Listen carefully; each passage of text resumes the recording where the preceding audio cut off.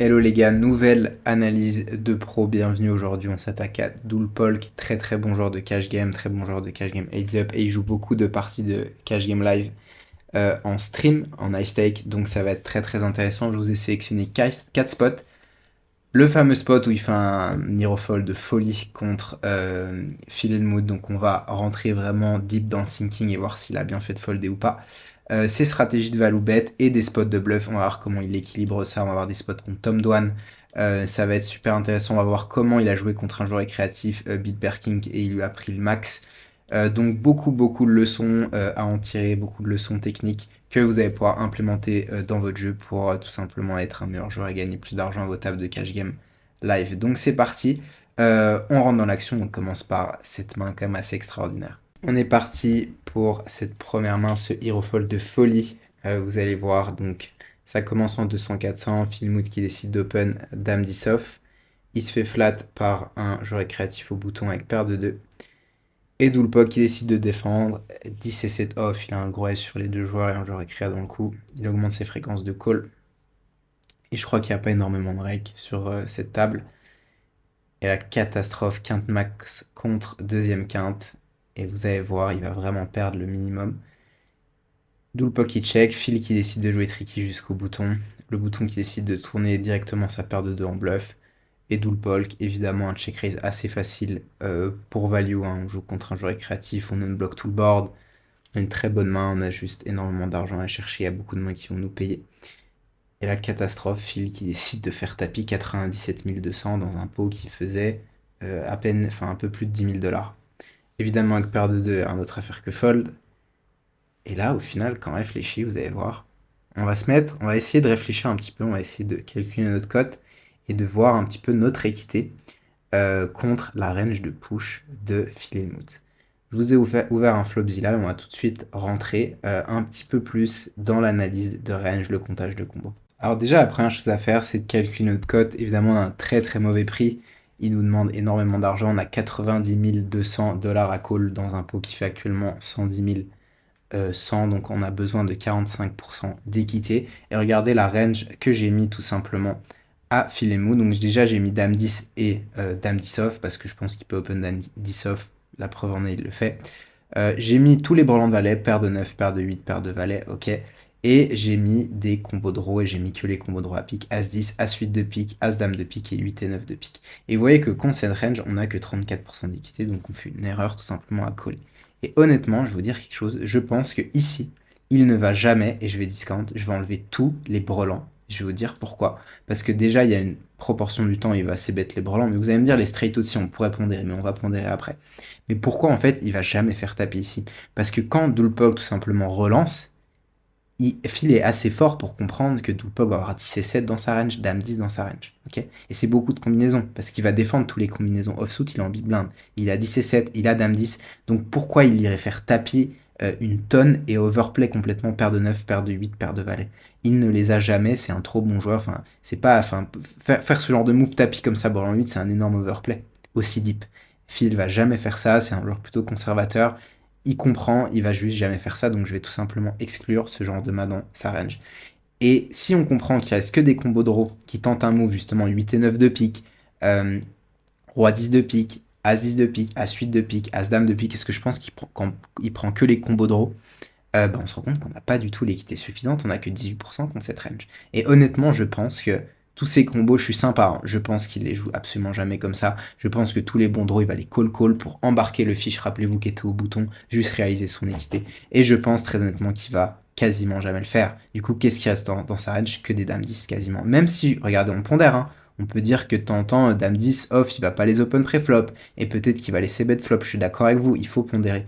Regardez, même si on pondère à 50%, on n'est toujours pas bon. Donc, on va voir ce que va faire Doug. Il réfléchit à tout ça. Évidemment, il n'a pas une calculette dans la tête, mais vu que c'est un joueur très expérimenté, il se rend compte en fait que contre la range de push qui comporte, euh, il pense aucun brelan. D'ailleurs, il le dit, hein. Je ne veux pas vous mettre le son, mais il le dit. Et d'ailleurs, Filmou se trahit. Il dit la phrase oh, je pourrais avoir brelan dans ce spot. Et Doug Pok lui dit non, non, t'es meilleur que ça. T'as pas brelan dans ce spot. Au final, il a que Dame 10 dans ce spot. Et parce que je pense qu'il fait même pas tapis des combos de draw. Donc il réfléchit à tout ça, évidemment. Je crois qu'il va montrer ses cartes. Je vais avancer un petit peu. Voilà, il parle et il se trahit, hein, Phil, il se trahit. Il se rend compte qu'il a fait une grosse connerie.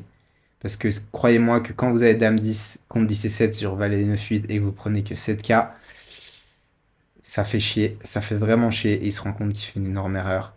Et que quand on joue contre des bons joueurs, on peut pas faire n'importe quoi. Il fold, il choque évidemment toute la table. Et Phil qui ne montre pas, qui est absolument dégoûté d'avoir pris que 7000, alors que c'est un énorme setup.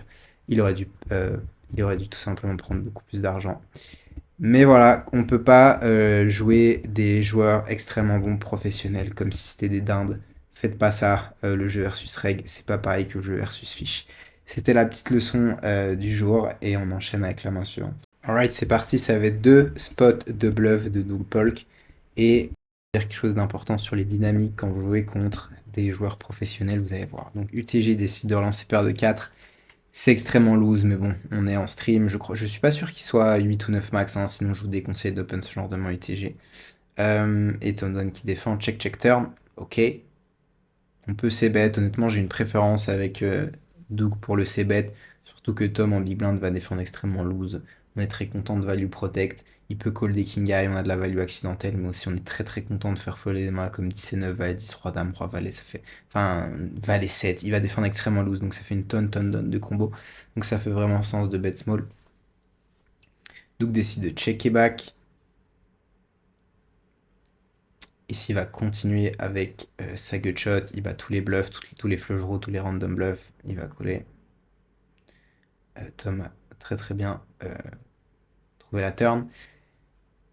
Quatrième trèfle, catastrophe. Honnêtement, j'avais pas vu, mais en fait, il y a 3 trèfles et Doug n'a pas le cas de trèfle. Honnêtement, on pourrait folder, j'aurais foldé dès la turn en fait. Je crois qu'il y a double flush draw, mais en fait, pas du tout. Donc j'aurais foldé à la place. Je pense qu'on a très très peu d'équité contre la range globale de Tom qui bet la turn avec notre paire de 4.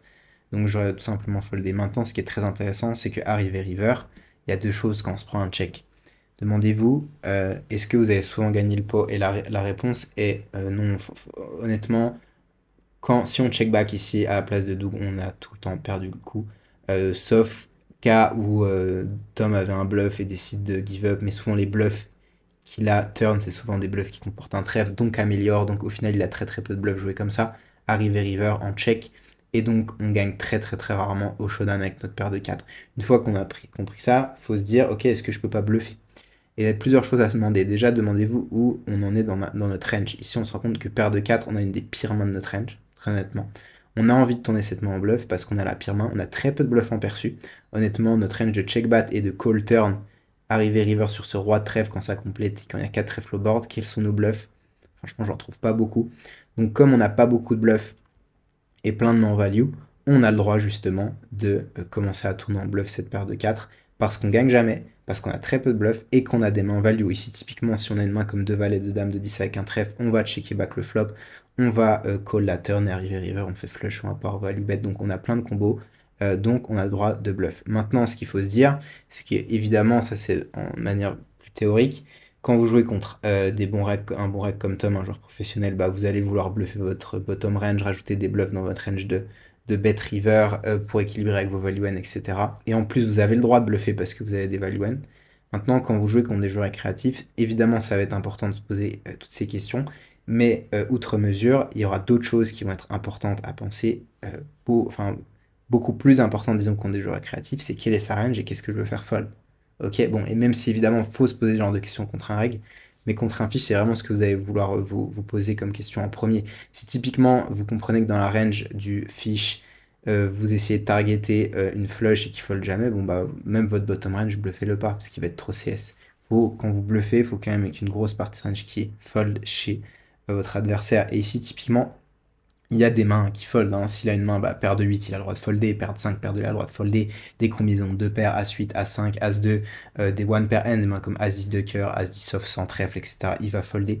Du coup, les feux sont ouverts ici, j'aurais tout le temps transformé ma main en bluff, parce que je suis bottom range, parce que j'ai plein de mains en value, parce que j'ai très peu de bluff, et parce que je fais fold une grosse partie d'un chez Tom. Donc je bête, tout simplement je bête, on va voir, il décide en plus d'envoyer un énorme parpaing. Alors pourquoi il fait sizing? Bah là il se polarise, il lui dit j'ai la dame de trèfle. Moi j'aurais pas utilisé size, pourquoi? Parce que je pense qu'à partir de range que je veux faire fold, j'ai pas besoin de faire aussi cher. Et en plus, en fait, quand il fait 30 ici dans 18 000, il lui dit que j'ai la dame de trèfle. Alors que si on fait un sizing plus intermédiaire, Tom Dwan va comprendre qu'on rajoute des 10 de trèfle, des valets de trèfle, des 9 de trèfle dans notre range de value. Et si une partie de range de value plus large, même s'il y a des meilleures cotes, honnêtement, il va folder. Parce que là, il se dit, ok, c'est soit t'as une dame de trèfle, soit t'as un bluff. Et t'es tellement polarisé que du coup, je peux prendre des bluff catchers, même si j'ai pas un bon prix. Du coup, moi, j'aurais pas utilisé sizing. Maintenant, il utilise ses sizing parce qu'il espère en fait faire folder justement des flushs, des mains comme 7 et 6 de trèfle, 6, 5 de trèfle, et mettre énormément de pression au 9, 10, valet de trèfle ici en lui disant je suis hyper polarisé. Mais honnêtement, je pense que ça va pas bien marcher. Moi, j'aurais plutôt pris l'option bet, euh, disons un sizing plutôt neutre pour représenter dame, valet, 10, 9 de trèfle et mettre la pression à toutes les deux paires, les paires, les as, les brelans, etc. Parce que je pense que vu qu'on représente plus de mains en value, ils peuvent plus folder. Voilà pour cette main, on va voir ce qu'il a fait. Il est dans le tank, il déteste sa vie, c'est normal, il s'est pris un 2 fois pot sur un spot où Doug a très très peu de bluff. Et il finit par coller, il a bien collé. Et vous allez voir, on va review une main qui s'est passée juste après, et je vais vous parler des dynamiques de partie qui vont être extrêmement importantes à prendre en compte. On est reparti, donc pas très très longtemps après. Cutoff compte bouton 8 et 16 suité, RAS, on va 3 bêtes. Tom qui décide de call, honnêtement folder, c'est une catastrophe de coller valet 10 off hors de position dans 3 bêtes pot contre le meilleur joueur de la table. Folder, ça fait pas d'argent, ça permet beaucoup d'argent. Ici, à la place de... On va se prendre un check à la place de Doug Pok. Il décide de checker. Là, c'est très très intéressant. Pourquoi? Parce qu'on pourrait se dire, bah, j'ai un spot de c-bet assez facile. Je pourrais c-bet reine. J'ai hauteur 8. J'ai fold de hauteur roi, hauteur dame. J'ai des backdoor équité. Le 6 de pique. Ce serait incroyable. Enfin, même le 6 offsuit, backdoor flush, etc. Je peux barrel énormément de cartes, etc., etc. Très intéressant, bien sûr. Ça, c'est... On peut totalement utiliser cette stratégie. Ça va rapporter de l'argent. Surtout quand on sait que Tom défend aussi loose. Maintenant, ici, quand vous jouez contre Reg, il y a des choses qui vont être extrêmement intéressantes. C'est justement sur des boards où votre adversaire s'attend à ce que vous CBT range, pas justement check back. Parce qu'en fait, qu'est-ce qu'il se dit, Tom, là? Il se dit, mais attends, mais si t'avais un bluff, t'aurais tout le temps misé. C'est un board pour toi, c'est un board qui t'avantage, tu peux multi-barrel, tu peux me mettre la pression. Pourquoi tu check? T'es bluff bête. Du coup, au final, dans ta range de check, il n'y a plus de bluff. Donc au final, ta range, c'est quoi? C'est un petit as, un 10, ou des mains comme de roi, de dame, de valet, qui check back. Du coup, ta range, c'est ça. Bah au final, je vais être très précautionné, et si tu fais des petits value bets, en fait, je vais beaucoup plus fold. Et au final, Doug rajoute des bluffs, des R dans sa range de check back, flop contre un joueur professionnel, ça marche super bien. Maintenant, quand vous jouez contre des joueurs récréatifs, ça va pas bien marcher, parce qu'ils vont juste se dire, ok, t'as check back, t'as pas d'as, je te call down. Et contre un pro, c'est pas du tout ce qui se passe. Moi, je me prends un check back, je suis warning. Donc là, Tom, il pourrait se dire, bah, je bête maintenant que t'as checké, mais non. Parce que dans sa range, il y a des petits as, des meilleurs 10, des rois-rois, des dames-dames. Et Doulpok, en checkant, en fait, il sait qu'il a représenté ça. Et il va partir pour value bet. Et on va voir les sizing qu'il va utiliser parce que il bet pas très cher, en fait. Et enfin, je crois en fait qu'il bet cher. Non, il bet cher, en fait. Je dis non. Si, il bet quand même par pain. Est-ce que vraiment il utilise sizing avec 2 rois, de dames? Je sais pas. Je sais pas. Honnêtement. Peut-être que oui, bet un peu dépolarisé aussi cher pour target un 10x. Tom Dwan décide de call. Il va call des 10, des flush draws, peut-être des mains comme roi dame, roi valet qui se disent bon, je pense qu'il va pas beaucoup coller. Mais en tout cas, river, on va voir le sizing qu'il utilise Doug. Le gros de la range de Tom, honnêtement, c'est très très souvent à 10 pour plusieurs raisons. Hein. Parce que vous allez me dire, il peut avoir un as. Bien sûr, il peut avoir un as. Mais déjà, il y a 2 as sur le board, il n'y a qu'un seul 10. Donc en termes de cartes, bah, il y a plus de 10 que d'as, c'est juste logique. Non, peut-être qu'il défend plus d'as X préflop dans vos 3 bêtes, mais je pense que la preuve en est, vu qu'il défend valet 10, il a quand même beaucoup de 10. Du coup, Doug, il se dit, ok, mon objectif, c'est de tout simplement faire folder un 10x. Et vous allez voir, il va faire quelque chose de très intéressant. Pot à 57 000, il bet pas très très cher. Il bet pas très très cher. Regardez le sizing qu'il utilise, il bet 32K. C'est pas un énorme sizing, rappelez-vous. Tout à l'heure, il a bet, enfin ça reste un bon sizing, mais tout à l'heure, il a quand même bet 2 fois pot. Et là, quand il bet 32K, Tom Dwan comprend qu'il est assez fort pour value bet de roi, de valet, de dame. Et qu'il peut totalement utiliser sizing aussi avec un As-X. Et ça va faire folder un 10x parce que, justement, à la place de Tom, il comprend que maintenant, vu qu'il fait que 32K, il n'est pas aussi polarisé que le spot d'avant. Et du coup, il y a plus de value N dans sa range. Et vu qu'il a check back, ça fait beaucoup de sens. C'est super bien joué, je trouve. C'est vraiment des lines que vous allez prendre règle contre règle.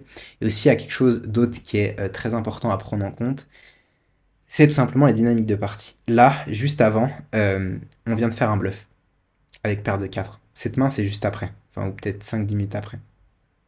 Au final, votre adversaire s'attend, une fois que vous êtes fait catch, que vous n'avez plus joué en value. Et ça, c'est psychologique, c'est une main, c'est très naturel. On s'est fait catch, les gens pensent qu'on est bluffeur, et du coup, on veut se calmer, on se dit, ah, la prochaine fois, je suis en value. Et bah, tout le poke est tellement fort qu'au final, il s'en fout de ça. Il se dit, j'ai un spot de bluff, je le prends. S'il faut bluffer 15 fois de suite parce que j'estime que c'est un bon bluff, je le fais. Et je m'en fous des dynamiques. Et en plus, je pense même ce qu'il se dit, vu que j'ai montré un bluff juste avant, la pop, enfin mes adversaires vont pas s'attendre à ce que je montre un bluff après, et tout simplement je chose bluff. Bon, j'aurais évidemment pas montré mes cartes pour plein de raisons, j'en parle assez sur la chaîne. Ne montrez jamais vos cartes, là vous donnez trop d'infos. Vous donnez vraiment trop d'infos. Tout ce que je vous ai dit là, et ben les joueurs le comprennent. Donc voilà pour cette main qui était super intéressante, les dynamiques, le jeu versus reg, les LAN que vous allez pouvoir prendre en value, en bluff, enfin là pour le coup en bluff, et j'espère que vous allez pouvoir implémenter ça dans votre jeu. Et on passe tout de suite à la dernière main. On est parti dernière main. On est au Lodge, je sais pas trop comment on prononce. C'est la Poker Room de Doolpolk. Il décide à Jack d'Open à 6 suité, RAS. On se fait flat. Roi Valet, Small Blind qui pas un bon flat. Et Bill Perkin, on a attaqué un, il est en straddle, je crois que c'est un milliardaire, enfin, ou peut-être multimillionnaire, j'en sais rien. Il est très très riche. Évidemment, il a pas foldé un as en straddle. Et là, magnifique, on flop deux paires. Et là, franchement, vous prenez pas la tête. Il y a un joueur créatif dans le coup. Vous avez une main très très forte. Il y a énormément de mains qui peuvent vous coller. Vous n'êtes pas obligé de faire un tiers, vous pouvez size up. Donc c'est ce qu'il fait, il fait mi-pot. Honnêtement, on peut faire encore plus cher. Mais bon, faut quand même se dire, on a quand même envie de faire construire des damix et peut-être des gutshots et tout. Faut peut-être pas faire trop cher, surtout qu'on bet multi one rep strong. Mais honnêtement, contre un mauvais joueur, vous pouvez faire tout de suite cher. Là d'ailleurs, c'est ce qu'il va faire maintenant. Toute la partie de range, gutshot, damix, on n'essaie plus de la target, on veut juste target un as. Et Bill Perskins en a énormément vu qu'il a défendu. Et donc 17 000 au pot. Et je crois qu'il fait très très cher, hein. Ouais, il overbet. Il target. Vous voyez, il a au flop, c'est ça, c'est vraiment intéressant. Il se dit, ok, je sais bet, je veux target damix, gutshot, évidemment un as, mais je vais pas non plus faire trop cher parce que je veux que toute cette partie de range continue. Maintenant, turn, je sais que de toute façon elle va fold, donc autant maximiser ma value et target qu'un as-x. Regardez, je regarde qui ferme l'action, c'est Bill Perkins, c'est le joueur créatif qui ferme l'action. Il a énormément d'as dans sa range parce qu'il a été en straddle et il défend tous les combinaisons offsuit. Je sais de source sûre, en plus avec mon image agressive, qu'il ne foldera jamais. La preuve en est snap call, donc j'overbet. Voilà, toucher une bombe pensée qui se fait Doug et c'est très très bien joué. Vous allez voir la river. Extraordinaire cette river parce qu'en fait, on va le setup. Et là, je mettez pause, je vous pose la question, quel sizing vous faites? Quel sizing on fait ici? Qu'est-ce que Bill Perkin a dans sa range? Un as. Qu'est-ce qu'un as? Trips. Est-ce que sur ce genre de texture, un joueur créatif, aussi créatif que Bill Perkin, est capable de folder un as? Est-ce que son as X est inélastique au sizing? Oui ou non? Si cette partie de range, donc un as, il a que ça, un carrière river, je pense pas qu'il CS des damis et inélastique, bah c'est parti, faisons tapis. Et il fait 132 000 dans 58 000. Il fait un peu plus de 2 fois le pot. Bon, est-ce que je vous spoil? Non, je vous spoil pas. Il réfléchit, réfléchit. Ce que juste, je voulais vous dire, si vous jouez contre des bons règles ici, faites pas ça. Sauf si dynamique particulière, s'ils s'attendent à ce que vous soyez capable en fait de bluffer. Par contre, si vous jouez, s'il n'y a pas vraiment de dynamique et vous jouez contre des bons règles, souvent en fait, vous avez trop induce de fold d'un as ici dans ce spot. Pourquoi? Parce que souvent, c'est ce que je vous dis souvent sur la chaîne, c'est que quand vous avez une range forte, ok, et que votre adversaire vous montre énormément d'agression, vous donne de l'action et utilise des gros sizing, souvent en fait, ils vont être très très orientés en value, voire quasiment tout le temps, parce qu'en fait, c'est trop se casser les dents, en fait. Et ils s'attendent pas du tout à ce que la population fold des mains fortes, et c'est pour ça qu'ils utilisent des gros sizing en value. Et donc, quand vous avez une range forte, et qu'on vous monte énormément d'agression, mais utilisez des gros size, sans dynamique particulière, vous pouvez folder. Et c'est pour ça que quand vous êtes en attaque et vous êtes en value, bah, faut pas non plus, quand vous jouez contre des bons joueurs, les prendre pour des dindes. Et même, regardez, Bill Perkins, qui est vraiment un gros récréa, il tank toute sa vie avec un as, il comprend qu'il a un bluff catcher, il comprend tout ça. C'est pas non plus la dinde du siècle. Donc faites attention à pas non plus, à ne pas non plus abuser. Les joueurs créatifs sont capables de faire des hero folds. Maintenant, il y a aussi autre chose qui est intéressant, c'est l'image de Doug. Doug comprend très très bien qu'il est très très très aggro, qu'il est capable de bluff dans des spots que personne bluff. Bill le sait, ils se sont beaucoup joués et c'est pour ça qu'il utilise ses sizing parce qu'il sait qu'il va finir par call. Donc on va avancer, on va voir ce qu'il va faire. Donc il réfléchit, il a bien tanké 3-4 minutes et il finit par jeter le jeton. Et voilà, c'est ça, hein, c'est que quand vous êtes un joueur agressif, bah oui, parfois vous allez vous faire bluff catch et vous allez devoir montrer des bluffs et perdre de l'argent, oui. Sauf que quand vous êtes en value, bah c'est extraordinaire, vous allez pouvoir faire des énormes sizing, vos value bets vont être payés. C'est pour ça que c'est important d'être actif, c'est pour ça que c'est important d'être agressif, c'est pour ça que c'est important de bluffer. Évidemment, pas faire des mauvais bluffs et des spots des bluffs EV+, il y a beaucoup de bluffs qui apportent de l'argent. Et de temps en temps, en fait, quand vous faites un bluff, bah vous allez vous faire catch. C'est pas grave, vous montrez vos cartes. Ça fait partie du jeu de que vos bluffs soient payés. Vous allez run le top range adverse. C'est pas tout ce que vous targetiez quand vous étiez en bluff. C'est pas grave. Montrez vos cartes. Vous savez que vous avez fait un bluff EV+, et vous passez à la suite. Et on sait que vous êtes un joueur actif, capable de bluffer. On va vous donner de l'action. Je suis persuadé qu'il y a peut-être certains d'entre vous qui jouent un jeu un peu abaissé, orienté en value, et on vous donne jamais d'action. Bah oui, mais c'est parce que vous bluffez jamais. C'est logique. Et même les joueurs créatifs le savent. Ils se rendent compte. C'est un truc où de ma carrière, j'ai toujours observé que les joueurs récréatifs comprenaient bien les profils en fait, les dynamiques. Quand un joueur est vraiment tight, les joueurs récréatifs le comprennent. Ou même s'ils font toujours des calls un peu what the fuck, même contre des joueurs pas récréatifs, pardon, des joueurs plutôt passifs, plutôt tight, ils le comprennent, mais même s'ils finissent quand même par call, mais quand même ils comprennent ça. Et à l'inverse, c'est pareil, quand vous montrez des bluffs, ils vont vous catégoriser bluffeurs, ils vont être très très CS, on va vous donner de l'action. Donc c'est pour toutes ces raisons-là que c'est important de faire des bluffs aussi pour faire des énormes value bets comme ça. Voilà, c'était l'analyse de pro de Doug Polk. J'espère que ça vous a plu et à très vite sur la chaîne les gars. Ciao ciao.